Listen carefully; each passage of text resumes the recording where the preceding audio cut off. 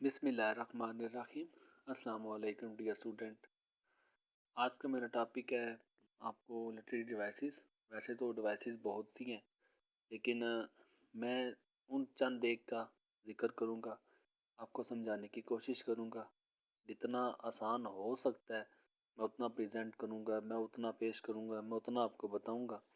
उतनी आसान अल्फाज में आपको बताने की कोशिश करूँगा, और जितने सादा से सादा अल्फाज को मैं इस्तेमाल कर सकता हूँ वो बताऊँगा, और आपको जो पोएटिक डिवाइसेस हैं आपको समझाऊँगा।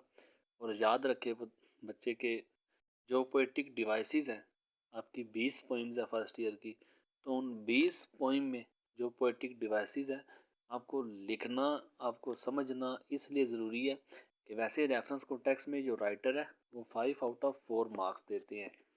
या आपको कुछ बातें आपको पहले पता होनी चाहिए। रेफरेंस को टेक्स्ट अटेम्प्ट करने का तरीका क्या है, ये पहले नंबर पे आपको पता होना चाहिए। हमने रेफरेंस कैसे लिखना है, उसमें कौन सी गलतियां नहीं करनी, कॉन्टेक्स्ट कैसे लिखना है, एक्सप्लेनेशन कैसे लिखनी है, और हम ऐसा क्या करें कि हमें 5 में से 4 नंबर ना मिले, बल्कि हमें 5 में से 5 नंबर मिले। और बहुत से रेयर केसेस होते हैं, बहुत ही कम ऐसे बच्चे होते हैं, शायद 100 में से 2 बच्चे या 3 बच्चे ऐसे निकल आए कि जिन्हें रेफरेंस कॉन्टेक्स्ट में 5 में से 5 नंबर मिले, और मिलते भी हैं। और वो बच्चे कौन से होते हैं? जो बच्चे बाकी सब से कुछ एक्स्ट्रा प्रेजेंट करते हैं, कुछ एक्स्ट्रा दिखाते हैं कि हमारे अंदर कुछ एक्स्ट्रा एबिलिटी है, हमने बाकी सारे बच्चों से कुछ अलग करके दिखाया है।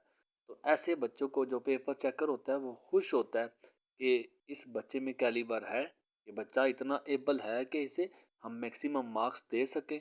तो इसलिए वो 4 के बजाय इसको 5 नंबर में तब्दील कर देते हैं। तो आपको बताया कि एक तो आपको रेफरेंस कॉन्टेक्स्ट लिखने का तरीका पता होना चाहिए। इसके लिए आपको मैं हेल्प कर चुका हूँ, रेफरेंस कॉन्टेक्स्ट का बता चुका हूँ कि आपने रेफरेंस कॉन्टेक्स्ट कैसे अटेम्प्ट करना है, उसमें कौन सी गलतियाँ आपने नहीं करनी। एक बात, और इसका लिंक भी मैं आपको डिस्क्रिप्शन में दे देता हूँ, ताकि आपको अंदाज़ा हो जाएगा कि हमने रेफरेंस कॉन्टेक्स्ट कैसे अटेम्प्ट करना है, क्या क्वेश्चन होता है, क्या कुछ आता है, हमने किसको कैसे लिखना होता है। और दूसरे नंबर पे जो पोइटिक डिवाइसेस है, जो लिटरेरी डिवाइसेस है, ये हमारे लिए क्यों ज़रूरी हैं। हम इन्हें ना करें तो भी काम चल जाता है, लेकिन हम क्यों? क्योंकि अगर ज़रूरी है, अगर आप चाहते हैं कि आपके रेफरेंस कॉन्टेक्स्ट में 5/5 मार्क्स आए, तो आपको पोएटिक डिवाइसेस ज़रूर ऐड करनी है। आप कहाँ पे ऐड करते हैं? रेफरेंस कॉन्टेक्स्ट और एक्सप्लेनेशन के बाद आपकी जो चौथी हेडिंग बनती है वो पोएटिक डिवाइसेस की बनती है। अब आपकी पोइट्री में से जो भी लाइंस आती है, आपको पता है आपके पेपर में स्टेंजा आता है, इतना तो आपको अंदाज़ा होगा कि हमारे पेपर में 5 नंबर का एक स्टेंजा आता है। उस स्टेंजा को हमने रेफरेंस, कॉन्टेक्स्ट और एक्सप्लेनेशन लिखनी होती है। रेफरेंस के मिलते हैं 2 नंबर, कॉन्टेक्स्ट का 1 नंबर मिलता है, और एक्सप्लेनेशन के 2 नंबर मिलते हैं। रेफरेंस में से आपको 2 नंबर मिल जाते हैं, कॉन्टेक्स्ट का भी आपको 1 नंबर मिल जाता है, 3 नंबर तो आपको ये मिल जाते हैं। लेकिन नंबर कटते हैं तो एक्सप्लेनेशन में कटते हैं। उसके लिए ज़रूरी नहीं है कि आपकी जो लेंथ है वो मैटर करती है। लेंथ आप देखें, 2 नंबर के लिए आप इतनी आधा पेज भी लिखे, पौना पेज भी लिखे तो चल जाता है। लेकिन आपको बताया, जब आप कुछ एक्स्ट्रा प्रेजेंट करते हैं, तो जब वो देखता है कि इस बच्चे ने बाकी सारे बच्चों से अलग करके कुछ दिखाया है, इसने कुछ हमें एक्स्ट्रा चीज़ें दिखाई हैं, इसने कुछ एबिलिटी, इसने इस पोइट्री को बड़ा डीपली स्टडी किया है, तो वो एक्सप्लेनेशन में से एक के बजाय आपको 2 नंबर देते हैं।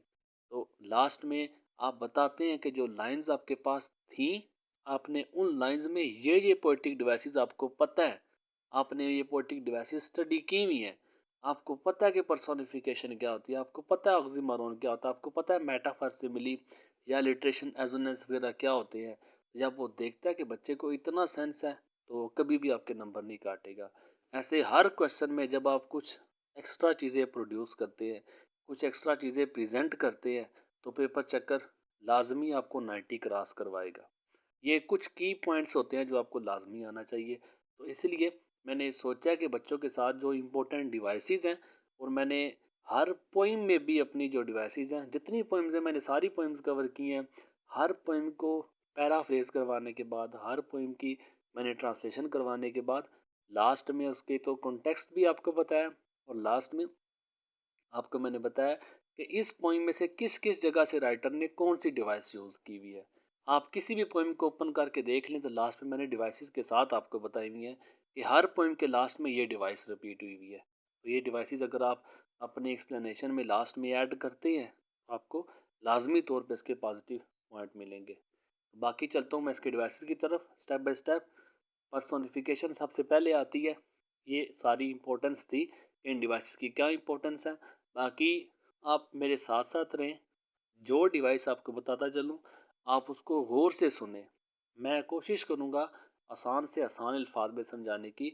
आपको समझना ज़रूर है, आपको पता होना चाहिए कि ये डिवाइस जो है ये इसके जो मीनिंग है वो ये है, इसकी जो डेफिनेशन है वो ये है। और ये मैंने जो जितनी टेक्स्ट आपको मैंने जितनी टेक्स्ट बुक आपकी जो आपकी पोइट्री है उसी पोइट्री के अंदर से एग्जांपल्स दिए हैं ताकि आपको समझने में आसानी हो। तो पहली है पर्सोनिफिकेशन है। पर्सोनिफिकेशन को आप देखें ना तो यहाँ पे पर्सन लिखा हुआ है पहले। पर्सन पर्सन आपको पता है शख्स को कहते हैं। तो पर्सोनिफिकेशन पहले शख्स से निकला हुआ है, पर्सन से निकला हुआ है, पर्सन से पर्सोनिफिकेशन है। तो पर्सोनिफिकेशन मैंने आसान से अल्फाज में इसकी जो डेफिनेशन लिखी है कि attribution of human characteristics to non living things. अब जो बच्चे थोड़े से मेरी तरह के कमज़ोर हैं तो उनको शायद इंग्लिश ऊपर से निकल जाएगी। तो एट्रीब्यूशन में साथ साथ इसलिए बताया कि कल को अगर आप किसी को डिफाइन कर सके तो आपको दो तीन वर्ड्स पता होने चाहिए इसके कि व्हाट इज़ पर्सोनिफिकेशन है, व्हाट इज़ ऑक्सीमोरोन है। आपको एटलीस्ट इतना सेंस होना चाहिए कि आप उसे इंग्लिश में बता सके कि इसका डिफाइन ये है, और जो आप बताओ उसका आपको मतलब भी पता होना चाहिए। तो देखिए एट्रीब्यूशन है। एट्रीब्यूशन क्या होती है? एट्रीब्यूट करना। एट्रीब्यूट होता है कि किसी को गिव देना, किसी को रेफर करना, किसी को आप देते हैं कोई चीज़। ऑफ ह्यूमन कैरेक्टरिस्टिक्स कहते हैं क्वालिटीज़ को, जो खूबियाँ खामियाँ होती हैं। कैरेक्टरिस्टिक्स खूबियाँ खामियाँ जो होती हैं। तो attribution giving of human qualities to non living. Non living आपको पता है जो इंसान ना हो, आसान से अल्फाज में है। नॉन लिविंग जो जिंदा ना हो। अब ऐसा है कि आप जिंदा चीज़ को भी देख सकते हो, लेकिन नॉन लिविंग से मुराद यहाँ पे है कि वो चीज़ इंसान नहीं होगी। इंसान की क्वालिटी आप किसी ऐसी चीज़ को दो जो इंसान ना हो, ये पर्सनिफिकेशन हो गया। ठीक है। अब जैसे देखें कि पॉइंट नंबर वन से ही एग्जांपल है। मैं आपको आसान से अल्फाज में बता रहा हूँ कि इंसान की क्वालिटी, इंसान की खूबी भी हो सकती है, इंसान की खामी भी हो सकती है। लेकिन इंसान की खूबी या खामी किसी ऐसी चीज़ को दो जो इंसान ना हो, तो ये पर्सनिफिकेशन हो जाएगा। जैसे आप देखें पॉइंट नंबर वन ये रिच लीव्स और पुअर लीव्स। कभी आपने जानवरों में अमीरी गरीबी देखी है?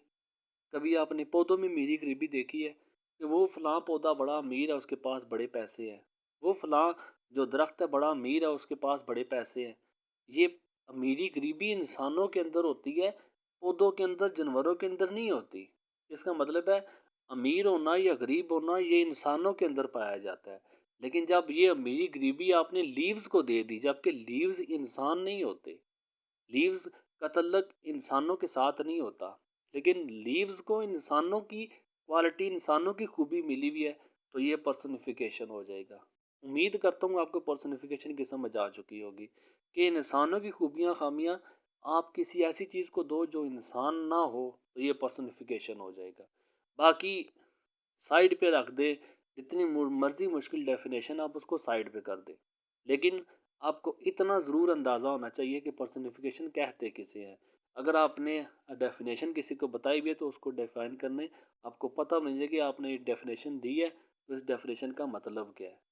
तो ये पर्सनिफिकेशन था। नेक्स्ट आती है ऑक्सीमोरॉन। मैंने वही डिवाइसेस इसमें यहाँ पे आपको इंक्लूड किए हैं इसमें कि जो आपके पेपर पॉइंट ऑफ व्यू से इम्पोर्टेंट है, या जो आपकी पोइट्री के अंदर आ सकती है, जो आपकी पोइट्री के अंदर रिपीट होती हैं। 20 पोइम्स हैं, तो 20 में आप देखें जो जो डिवाइसेस रिपीट हुई हुई हैं मैंने सिर्फ उन्हीं डिवाइसेस का जिक्र किया है। आपको फ़िलहाल आपकी क्लास के मुताबिक आपको मैं अरेंज कर रहा हूँ, आपकी क्लास के मुताबिक मैं आपको बता रहा हूँ। दूसरे नंबर पे आती है oxymoron. Oxymoron oxymoron paradoxical statement. Statement तो हो गया सेंटेंस, स्टेटमेंट कहते हैं सेंटेंस को। पैराडॉक्सिकल कहते हैं कंट्राडिक्टरी जो होता है, जो अपोजिट हो, जो उलट हो। ठीक है। उलट जुमला जो हो गया, उलट वर्ड्स हो सकते हैं, उलट हो जाना। उलट कैसी है कि देखें उल्टे वर्ड्स कैसे हैं कि ऐसे अल्फाज, ऐसी बातें, ऐसे लफ्ज़, ऐसा फ्रेज़ या ऐसा सेंटेंस आप कह दें कि जो अपनी बात की नफ़ी करे, जो जिसमें अपनी बात में तज़ाद आ जाए, जिसमें अपनी बात में इंसान सर खुजाना शुरू कर दे कि ये कैसे हो सकता है, ये क्या बात कर दी है, जो अपनी बात में मुख्तलिफ हो। जैसे देखिए ऑक्सीमोरोन की आप पहले में एग्जांपल अगर आप देखें तो स्वीट नॉइज के आपको बताया कि वो जुमला, वो वर्ड्स जो अपनी बात में नफी करते हैं, जो अपनी बात में आप कह दे कि अपोजिट मीनिंग रखते हैं। स्वीट नॉइज, स्वीट तो हो गया मीठा, नॉइज कहते हैं शोर को। कभी आपने क्या हो कि बच्चे कितना मीठा शोर कर रहे हैं, कितना भला लग रहा है, कितना मज़ेदार शोर आ रहा है। हालांकि शोर से तो बंदा तंग पड़ता है कि अगला शोर कर रहा है, यार उसे चुप कराओ जाके। शोर तो मीठा नहीं होता। तो देखिए मीठा शोर, शोर भी और मीठा भी, तो ये हो गया कंट्राडिक्टरी, ये हो गया अपोजिट। शोर तो मीठा नहीं हो सकता, शोर कैसे मीठा हो सकता है। तो ऐसी जो उल्टी बात आप कह लें, ये तो किसी ने उल्टी बात कर दी कि शोर कैसे मीठा हो सकता है, तो ये ऐसी बात जो अपनी बात में नफी पैदा कर दे, तो वो होती है ऑक्सीमोरोन। इसकी एग्जांपल आपको मैंने बताया पोइम नंबर 1 द रेन में विलियम डेविस देता है स्वीट नॉइज का जो वर्ड यूज करता है, it's a sweet noise to hear. उसके बाद आता है मेटाफर। उम्मीद करता हूँ ऑक्सीमोरोन की भी आपको समझ आ चुकी होगी। मेटाफर, मेटाफर आप देखें direct comparison of two things without using like or as. Metaphor के साथ मिलता जुलता सिमिली होता है, लेकिन पहले आप मेटाफर को समझिए। आप डायरेक्ट कंपैरिजन, डायरेक्ट कंपेयर करना ऑफ टू थिंग्स, दो चीज़ों को कंपेयर करना without using like or as. Like use नहीं कर रहा, एज यूज नहीं करना, दैट आर नॉट अलाइक, जो कि एक दूसरे से मुख्तलिफ हो, नॉट अलाइक एक दूसरे जैसे ना हो, but have something in common, लेकिन दोनों में कुछ कॉमन भी हो, दोनों में कुछ ना कुछ मिलता जुलता भी हो। अगर आप इसको आसान अल्फाज में बताऊं ना, तो आप देखें दो चीज़ें हैं, ठीक है। अब दो चीज़ें हैं, एक मैं कह देता हूँ अली, ठीक है, is, Ali is like a lion. आप ये सेंटेंस देखें। दूसरा मैं लिखता हूँ अली इज लायन। आप इसमें देखें, आप इसको मैं सर्कल कर दूँ ताकि आपको समझ आ सके। फिर उसके बाद ये दूसरा है कुछ और है, ये सिमली की भी है और मेटाफर की भी है। आप सिमली को इसी में कवर कर लेंगे, आगे सिमली का भी आएगा। लेकिन आप देखें क्या कि मैंने दो सेंटेंस आपके सामने लिखे हैं। सेंटेंस नंबर 1 है, फिर सेंटेंस नंबर 2 है। अब इन दोनों सेंटेंस को गौर से सुने, आपको मेटाफर की भी समझ आ जाएगी, आपको सिमिली की भी समझ आ जाएगी। ये पहला मेटाफर है ये वाला, ठीक है। दूसरा सिमिली है, लेकिन क्या है कि आप देखें डायरेक्ट कंपैरिजन। पहले अगर आप देखें ना, तो Ali is like a lion, Ali lion कहते हैं शेर को, Ali is like a lion, Ali शेर की तरह है, अली शेर की तरह है। मैंने जब लाइक का वर्ड यूज किया तो मेरी सिमिली होगी। याद रखे जब सिमिली है, दो चीजों को कंपेयर करना, दो को कंपेयर करना है। कौन दो कंपेयर हो रहे हैं? अली और लायन आपस में कंपेयर हो रहा है। ये दो चीजें हैं, ये कंपेयर हो रहे हैं। जब हम इन दोनों का कंपैरिजन करते हैं, लेकिन जब दरमियान में वर्ड लाइक यूज करते हैं या एज यूज करते हैं, फिर ये सिमिली बन जाता है। मैंने लाइक यूज किया, जैसे देखे Ali is like a lion, Ali is Ali is as a lion. या तो लाइक का वर्ड होगा या एज का वर्ड होगा, तो फिर ये सिमिली होगा। लेकिन अगर आप ऊपर वाले सेंटेंस में देखें ना, तो मैंने ऊपर वाला सेंटेंस लिखा हुआ है, ये सेंटेंस अगर आप देखें तो मैंने लिखा हुआ है अली इज लायन। लाइन में लाइक यूज नहीं हुआ हुआ, लाइन में एज यूज नहीं हुआ हुआ। मैंने without using the word of like or as, comparison of two words, दो वर्ड का कंपैरिजन किया जा रहा है, अली और लायन का कंपैरिजन किया जा रहा है without using like or as. मैंने लाइक नहीं लिखा इसमें, मैंने एज नहीं लिखा, मैंने डायरेक्ट कंपेयर कर दिया है। अली और लायन को आपस में कंपेयर कर दिया है, लेकिन डायरेक्ट किया है। मैंने लाइक का भी यूज़ नहीं किया, मैंने एज का भी यूज़ नहीं किया। जब आप दोनों का कंपैरिजन करते हैं और उसमें लाइक और एज यूज़ नहीं करते, तो वो मेटाफर होता है। लेकिन जब आप लाइक और एज का यूज़ करते हैं तो वो सिमिली होता है। उम्मीद करता हूँ इतनी मुश्किल बात नहीं कि आपको समझ नहीं आ सकेगी कि मेटाफर वो इस्तेमाल है कि आपने एक चीज़ को दूसरे के साथ कंपेयर किया लेकिन लाइक और एज का वर्ड यूज़ नहीं किया तो मेटाफर है। लेकिन अगर आपने लाइक का वर्ड यूज़ किया तो फिर ये सिमिली हो जाएगा, फिर ये मेटाफर नहीं भी हो जाएगा। ठीक है, ये मेटाफर के साथ सिमिली मिलता जुलता था इसलिए साथ मैंने मेटाफर सिमिली दोनों को कवर कर लिया है। अब इसकी एग्जांपल पोएम के अंदर कहाँ से मिलती है? When the sun comes out. अगर आप पोएम नंबर 1 अगर आपने सुनी है ना, अगर आपको पोएम नंबर 1 जो द रेन मैंने कवर की हुई है, अगर आपने उसे सुना है तो आपको पता है द सन के पीछे बिहाइंड कौन था, वो किस चीज़ को सन कह रहा है। बेसिकली सन वर्ड तो यूज़ किया है उसने, लेकिन वो किसके लिए यूज़ कर रहा है सन? जब सूरज आएगा बाहर, सूरज मतलब जब उनका खुदा बाहर आएगा, जब उनका खुदा उन्हें नवाजेगा, जब उनका खुदा उन पे मेहरबानी करेगा, तो यहाँ पे सन जो है वो गॉड को कह रहा है। डायरेक्ट उसने गॉड का नाम नहीं लिया, लेकिन वो बेसिकली अगर आपने इस पोइम को सुना है तो आपको अच्छे तरीके से समझ आ सकती है, मेटाफर की एग्जांपल है। अब उसके बाद 50 स्प्रिंग्स आर लिटिल रूम, ये चेरी वाली पोइम में loveliest of trees the cherry now. अब उसमें 50 स्प्रिंग्स, अब स्प्रिंग्स तो वैसे बहार को कहते हैं, लेकिन यहाँ पे अगर आपने इस पोइम को सुना है ना तो आपको बेहतर तौर पे समझ आ सकता है। यहाँ पे स्प्रिंग से मुराद उसके साल है, 50 स्प्रिंग से मुराद है 50 ईयर्स। तो डायरेक्ट स्प्रिंग्स को कंपेयर कर रहा है ईयर्स के साथ, लेकिन उसने लाइक का वर्ड यूज नहीं किया, उसने एज का वर्ड यूज नहीं किया। तो जो डायरेक्ट कंपैरिजन होता है वो मेटाफर होता है। उम्मीद करता हूँ आपको मेटाफर की और सिमिली की समझ आ चुकी होगी। नेक्स्ट अगर आप देखें तो विजुअल इमेजेस है। इमेजेस बस आप तस्वीर देखें किस किस जगह पे पोएम के अंदर कौन सी तस्वीर आपको नज़र आ रही है, बस ये आपको तस्वीर नज़र आएंगी पोएम के अंदर। जैसे देखें आप उसी पोएम से चेरी ट्री से ही अगर आपको एग्जांपल दूं, वियरिंग वाइट, वाइट ड्रेस पहना हुआ एक तस्वीर नज़र आती है। Stands about the Woodland, Woodland एक जंगल के रास्ते, स्टैंड खड़ा हुआ एक दरख्त जो है चेरी का, वो जंगल के रास्ते खड़ा, आपको एक दरख्त खड़ा जो बिल्कुल जंगल के रास्ते पे है, एक तस्वीर नज़र आ रही है। तो ऐसे आपकी पोइम्स बेशुमार तस्वीर से भरी पड़ी है। आप किसी भी पोइम की भी एग्जांपल देख ले, मैंने जितनी पोइम्स कवर की हैं लास्ट में लिटरेरी डिवाइसेस आपको मेंशन की हैं, आपको तस्वीर खुद ब खुद नज़र आ जाएंगी। फिर उसके बाद आता है ऑडिटरी। ऑडिटरी कहते हैं जो रिलेटेड टू योर ईयर्स होता है, जो सुनने से मुतल्लक हो, जो सुनाने से मुतल्लक हो। ऑडिटरी डिवाइस आपको मुख्तलिफ पोइम्स में नज़र आती हैं।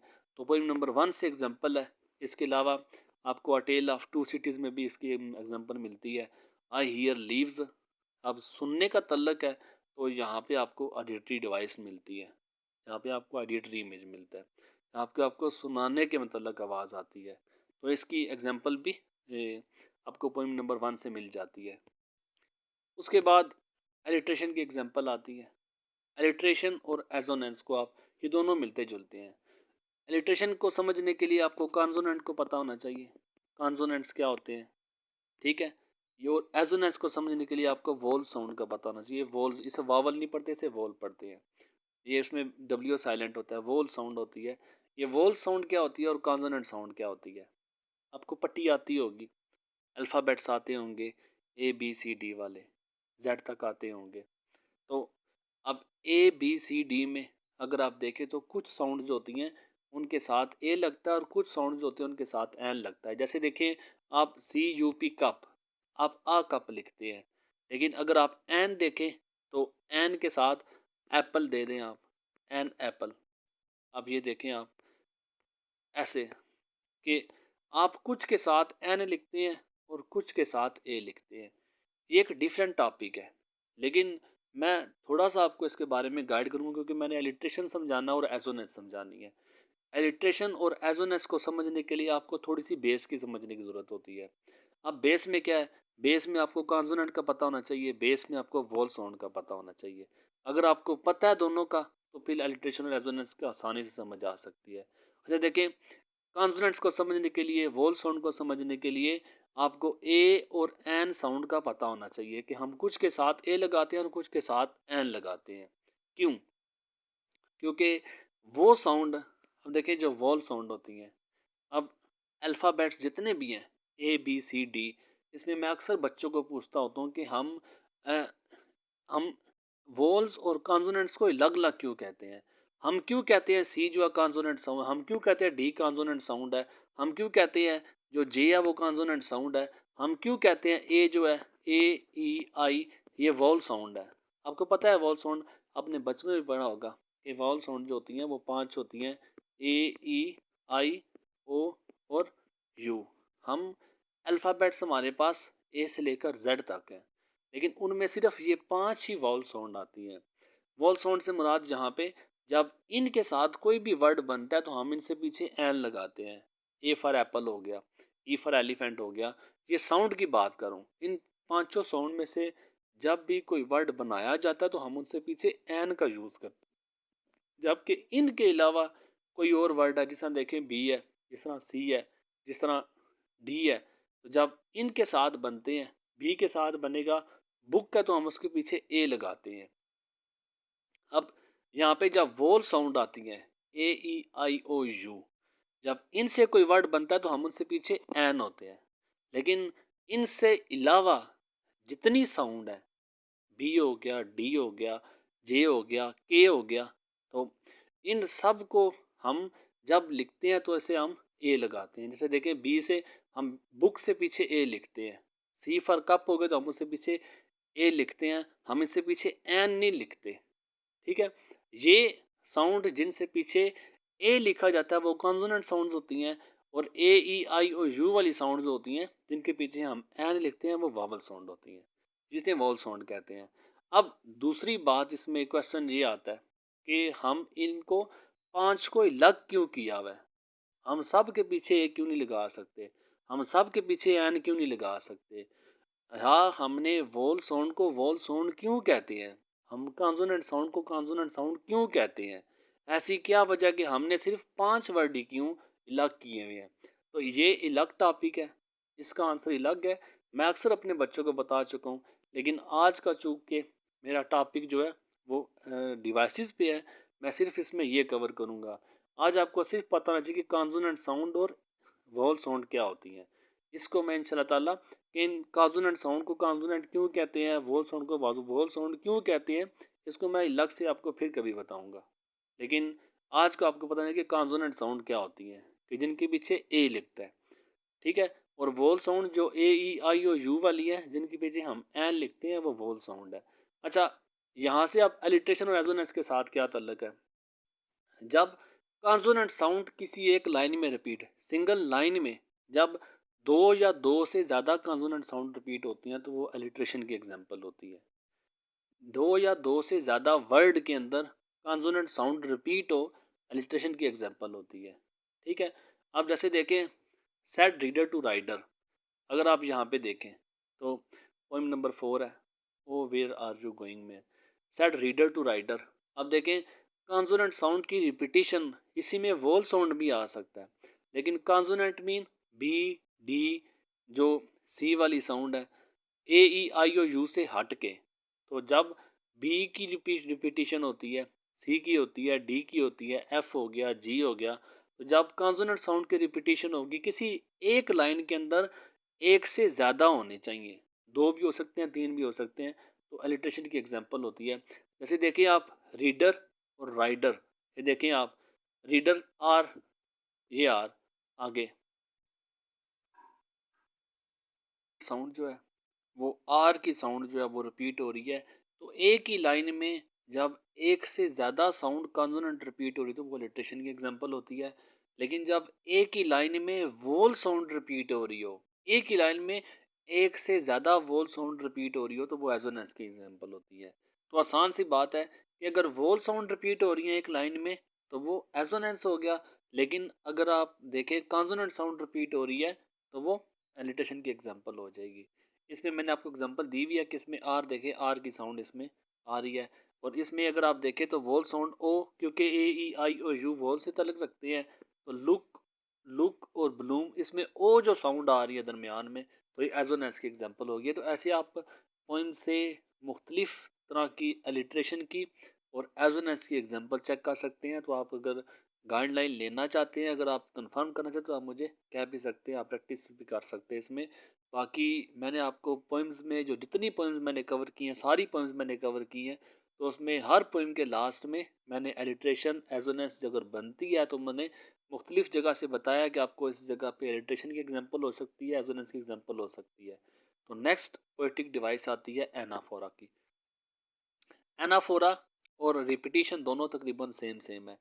एनाफोरा जो है, एक ही लाइन के अंदर अगर कोई फ्रेज, अगर कोई वर्ड रिपीट हो रहे हैं, एक लाइन के अंदर अगर कोई वर्ड्स रिपीट हो रहे हैं तो एनाफोरा की एग्जांपल मैं बता रहा हूँ। एक लाइन के अंदर अगर वर्ड्स रिपीट हो रहे हैं, एक ही लाइन के अंदर वर्ड्स रिपीट हो रहे हैं, आप देखना पोएम के अंदर बेशुमार मिसालें मिल जाएंगी। ओ वेयर आर यू अगर आप देखें, as he left them there, as he left them there, एक ही लाइन के अंदर दो दफा वो कह रहा है। तो जैसे देखें, letter for the rich, letter for the poor, एक ही लाइन के अंदर letter for the, letter for the कह रहा है। तो एक लाइन के अंदर जब मुख्तलिफ वर्ड्स रिपीट होते हैं, रिपीट हो रहे होते हैं, तो एनाफोरा की है। लेकिन जब लाइन डिफरेंट लाइन में वर्ड रिपीट हो रहा है तो वो रिपीटिशन की एग्जांपल होती है। ठीक है, मुश्किल बात नहीं की मैंने। मैंने क्या है, जब एक लाइन में वर्ड्स, एक ही लाइन में वर्ड्स रिपीट हुआ है, एनाफोरा होगा। लेकिन जब पोइम के मुख्तलिफ हिस्सों में वो वर्ड रिपीट हो रहा है, एक लाइन में रिपीट हुआ, फिर दूसरी में हुआ, फिर तीसरी में हुआ, फिर चौथी में हुआ, या फिर ऐसा भी हो सकता है कि फर्स्ट लाइन में रिपीट हुआ और लास्ट लाइन में रिपीट हुआ है, तो ये रिपीटिशन की एग्जांपल होगी। लेकिन जब एक ही लाइन लिखी हुई है, अगर आप देखें यहाँ पे एक ही लाइन लिखी हुई है और एक लाइन में एक वर्ड रिपीट हुआ है, फिर उसी लाइन में दोबारा वर्ड रिपीट हुआ है, तो ये एनाफोरा की एग्जांपल हो जाएगी। ठीक है, एक लाइन में more than one use of a word is called anaphora. ठीक है, और जब डिफरेंट लाइंस में आता है तो वो रिपीटिशन की एग्जांपल होती है। एग्जांपल्स के लिए आपको मैं दोनों लिखी है, letter for the rich, letter for the poor. देखिए, लेटर फॉर द रिच एक ही लाइन के अंदर रिपीट हो रहा है, as he left them there, as he left them there, oh where are you going example है। एनाफोरा की एग्जांपल है, तो वो भी एक ही लाइन के अंदर रिपीट हो रहा है। लेकिन रिपीटिशन में अगर आप देखें तो मुख्तलिफ पोइम आपको मिलेंगी, जिसमें आप देखें फुल ऑफ केयर फर्स्ट में कहता है, जो आपकी पोइम है, पोइम नंबर 11 लेयर वाली है। तो layer, what is this life full of care, a poor life is a full of care. ये शुरू की लाइन में भी फुल ऑफ केयर कहता है, लास्ट लाइन में भी फुल ऑफ केयर कहता है। इस तरह डिलाइट सॉन्ग जो है आपकी पोइम में, उस पोइम में अगर आप देखें तो वो मुख्तलिफ जगह पे वर्ड्स रिपीट कर रहा होता है, तो जो लफ्ज़ रिपीट करेगा वो रिपीटिशन की एग्जांपल हो जाएगी। तो इतनी मुश्किल बातें नहीं, आपको नहीं समझ आ सकेंगी। तो उम्मीद करता हूँ जहाँ तक मेरी जो डिवाइसेस रिपीट हो रही हैं वो आपको समझ आ रही हैं। राइमिंग वर्ड्स का, राइम राइम करने वाले, एक जैसी साउंड रखने वाले। अब देखिए, पोइम मुख्तलिफ पोइम के लास्ट में है, साउंड एक जैसी आनी चाहिए लास्ट में। लास्ट वाले वर्ड है same sound in the end after after line, same sound ये लाइन के एंड में जो सेम साउंड वाले हैं। राइड है, टाइट है, स्कोर है, मोर है। अब इसे आप देखें, चेरी ट्री में है, loveliest of trees the cherry now. अब उसमें राइड और टाइड, स्कोर और मोर, ये सेम साउंड वाले वर्ड हैं। तो अगर पोइम के किसी लास्ट में अगर ऐसे सेम साउंड वाले वर्ड मिलते हैं तो वो राइमिंग वर्ड्स आप निकाल सकते हैं कि पोएटिक डिवाइस में ये राइमिंग वर्ड पे पोइट ने रिपीट किए हुए हैं। उसके बाद सिमिली की एग्जांपल आपको मैं मेटाफर के साथ दे चुका हूँ, लाइक और एज का यूज़ करना है।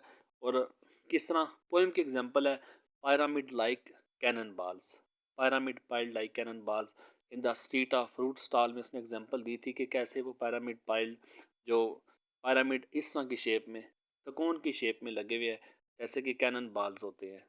तो ये देखिए आप, सिमिली का यूज़ और मेटाफर का यूज़ दोनों आपको मैं बता चुका हूँ। उम्मीद करता हूँ आप सिमिली का यूज़ सीख चुके हैं।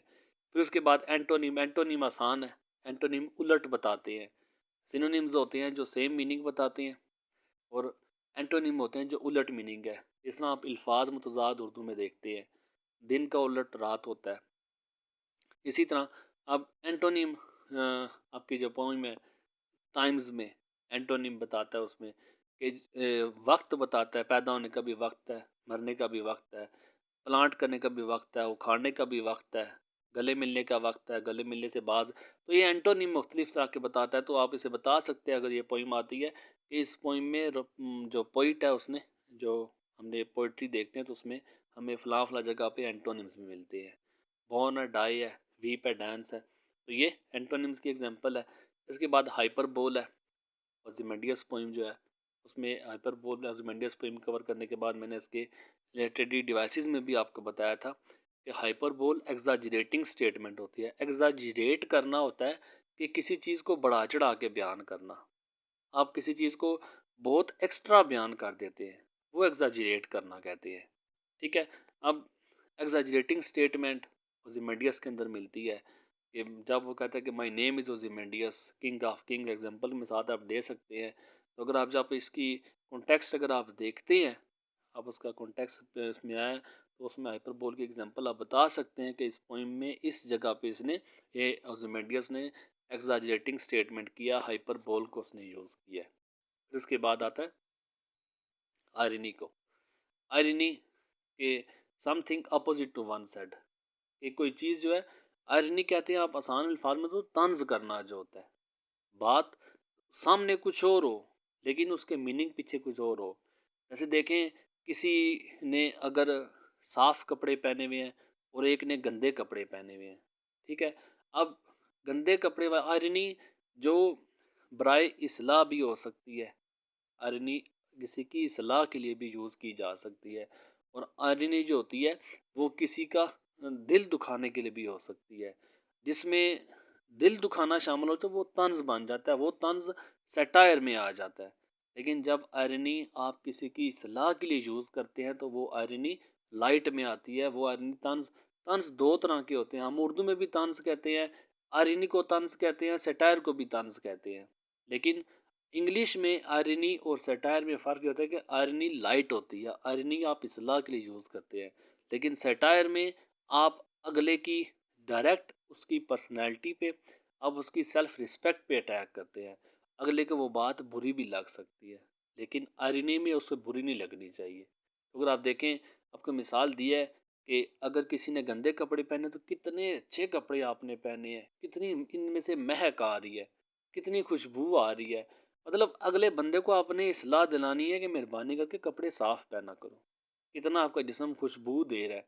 तो ये अगले बंदे की सलाह कर, ये आयरनी आपने वर्ड कुछ और की है लेकिन उनके बिहाइंड द सीन मतलब कुछ और आता है।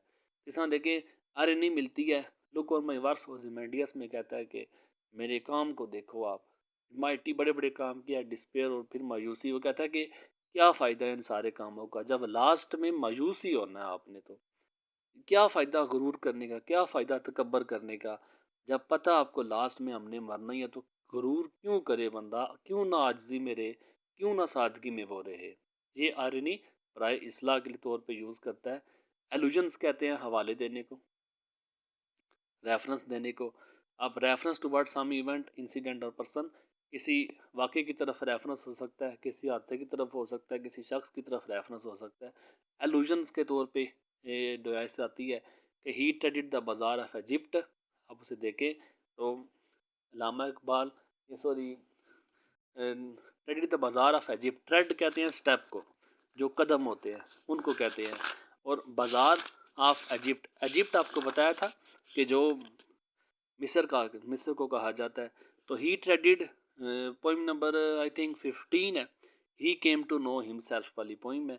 उसमें सच्चल सरमस्त जो है वो हज़रत यूसुफ की तरफ रेफरेंस देते हैं कि वो मिस्र के बाज़ारों में भेजे गए थे। अब ये उनकी तरफ रेफरेंस है, ही ट्रेडेड द बाज़ार ऑफ इजिप्ट। लाइन लिखी है लेकिन एलूजन जो है यूसुफ अलैहिस्सलाम की तरफ जा रहा है। तो इस पोइम को मैंने कवर किया, तो आप उसमें देख सकते हैं, मैं इसको डिटेल के साथ इसमें बताया हुआ भी है कि कैसे उसने राइटर ने मुख्तलिफ एलूजन्स मंसूर का भी दिया है। और इसके अलावा जो इश्क हकीकी में आगे चला गया था। और इसके अलावा एटेड द बाज़ार ऑफ इजिप्ट, हज़रत यूसुफ का नाम नहीं यूज़ किया लेकिन रेफरेंस उन्हीं की तरफ जाता है। तो एलूजन्स फॉर रेफरेंस होती है। इसके अलावा लास्ट में सिंबोलिज्म, सिंबोलिज्म होता है अलामत यूज़ करना। आयरनी की तरह ही होता है, लेकिन ये आयरनी से थोड़ा सा इसके मीनिंग हट के होते हैं कि इसमें अलामतें यूज़ करते हैं। अब जैसे देखें, अब जो ब्लैक कलर है या जो रेड कलर है, अब कहते हैं कि ब्लैक या रेड, ब्लैक जनाब ये गुस्से की अलामत होती है। अब ये अलामत जो होती है, इसी तरह रोशनी जो होती है या वाइट जो होता है, वाइट ड्रेस जो होता है वो बुजुर्गी की अलामत होती है। ये अलामतें जो होती है ये सिंबोलिज्म कहा जाता है इन्हें इंग्लिश में। तो dark due falls in the street of in the street of fruit stalls में डार्क ड्यू फॉल्स है, डार्क स्ट्रीट है। तो डार्कनेस आपको सिंबल पता है मायूसी का होता है। तो डार्क ड्यू फॉल्स आपने अगर पोइम सुनी है तो उस पोइम में आपको बताया था कि ये सारा जंग का मंजर बयान करता राइटर। तो उस सारे मंजर में जो हर तरफ उसे डार्कनेस नज़र आ रही है, डार्क ड्यू फॉल्स, हालांकि जो शबनम भी गिरी है वो डार्क है, तो अलामती पोइम है ये। डार्क ड्यू फॉल्स या डार्क स्ट्रीट जो है, ये सारे देखे डार्कनेस सिंबल मायूसी की है, डार्कनेस उदासी का सिंबल है। तो राइटर उदास है, पोइट उदास है, तो इसलिए वो अपनी पोइट्री में भी डार्कनेस को यूज़ कर रहा है। तो ये एक अलामती पोइम है जो जंग के हालात को बयान कर रही है। तो ये थी मेरी सारी डिवाइसेस, जितनी डिवाइसेस आपको कवर की हैं। उम्मीद करता हूँ कि जो हल्की सी मेरी एफर्ट है, वीडियो थोड़ी सी लेंथी होगी है, लेकिन अगर आप इसे स्टेप बाय स्टेप सुने, कोई चीज़ रह जाए तो आप उसे अगर दोबारा सुने फिर भी ना समझ आए तो आप ज़रूर मुझे बताएं। उम्मीद करता हूँ आपके लिए ये मददगार साबित हो, और उम्मीद करता हूँ कि आप रेफरेंस कॉन्टेक्स्ट अच्छा अटैम्प्ट करें और इन डिवाइसेस का आपको इस्तेमाल अच्छा आ जाए, और इन डिवाइसेस को आप खुद भी इस्तेमाल कर सकें, आपको खुद भी परख हो सके किस जगह पे पोइट ने कौन सी डिवाइस यूज़ की हुई है। या अगर आप किसी पोइट्री को देखें तो आप इस काबिल ज़रूर हो जाए कि आपको खुद ब खुद इन सारी डिवाइसेस की समझ आ जाए, आप उन डिवाइसेस से खुद निकाल लें। उम्मीद करता हूँ आप लोगों के लिए ये काफ़ी हेल्पफुल होंगी। दुआओं में याद रखिए, कोई क्वेश्चन हो तो ज़रूर पूछिए, जहाँ तक हो सकेगा इंशाल्लाह ताला आपकी मदद करूँगा। जज़ाकल्लाह, अल्लाह हाफिज़, अस्सलाम वालेकुम।